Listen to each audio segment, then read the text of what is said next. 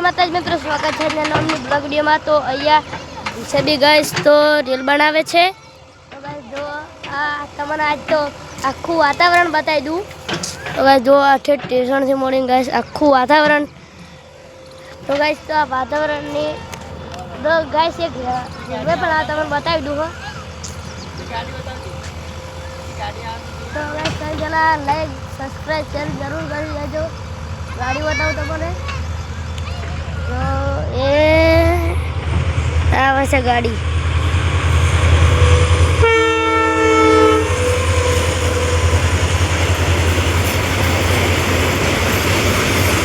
और कमेंट में गणितों के कितना डब्बा आता।